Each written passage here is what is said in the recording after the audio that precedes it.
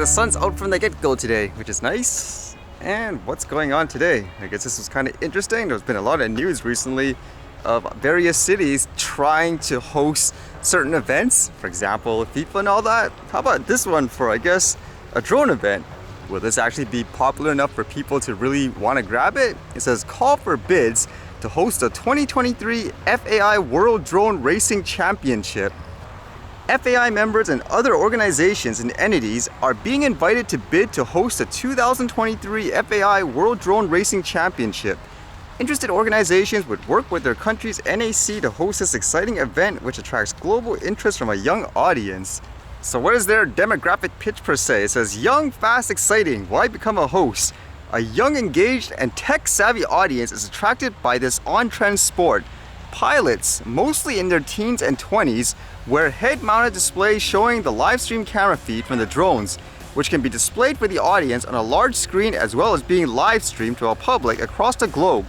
Drone racing often takes place at night, which makes for a thrilling show with a lit-up track and lights on the drones. Aren't they usually indoors as well, usually for these types of events? I guess this one is outdoors maybe? Drone technology evolves quickly and the speed of drones is impressive, with current pilots recording in excess of 120 kilometers an hour. The agility of these tiny quadcopters controlled virtually by talented pilots has to be seen to be believed. This kind of made me interested too, just in terms of categories and what people evolve to in terms of their interests. It says here FAI and drones. Drone racing has in the past few years developed from model playing groups and enthusiasts from e-gaming and is now established around the world as a recognized motorsport. FAI has put as a priority the promotion and development of drone sports in a sustainable way and with a long-term view. FAI is already embracing the rise of drone sports, working through its Aero Modeling Commission. Drone sports within the FAI is defined as being aligned with model aircraft that are radio-controlled and thus distinct from off-the-shelf drones. The FAI and its national federations work with the official regulators and global, regional, and national levels to ensure the safe practice of drone racing and flying around the world. So do you kind of consider that accurate in terms of their descriptions? For example, I guess with that thought on how you start with model planes and so forth, and this is kind of the natural evolution versus something like an off-the-shelf drone, which is completely different according to them. For example, I would imagine like a cinematography one as an example. But ultimately, do you think it's big enough for a lot of cities to really compete with each other to host this event? Or do you think it's still very niche in terms of these types of activities? And I was looking at all these videos and stuff online. Apparently in Hawaii, there's huge water waves. Look at this, going over homes. Like this one says, unreal footage of waves crashing over the Keaukana Surf and Racket Club. Details on what happened there, and you can see here in the video, and a bunch of other, I guess, videos that people posted. Like here, I don't know what this is, like a restaurant or something around kind of the beach or shoreline area. You can see the waves just coming in, although whoever's taking the video, it seems like they're laughing at it. I don't know if that's something to laugh at with how crazy all those waves are, or is it something that's just super common there where it's mostly tourists that would kind of be afraid and the locals would just kind of, I don't know, sway it off. I know for weather, for example, when it comes to snow here, a lot of people would freak out over, I don't know, maybe 6 centimeters of snow or something like that, whereas in other parts of the country, they'd be laughing at that, saying 6 centimeters? What? That's nothing. Get back to work or go back to school. Here, everything gets shut down, so maybe that's the case there, but either way, that's crazy with how high the water rises. And this was kind of interesting where there's vulnerability in some GPS, I guess, trackers and vehicles. This one says, BitSight discovers critical vulnerabilities in widely used vehicle GPS trackers.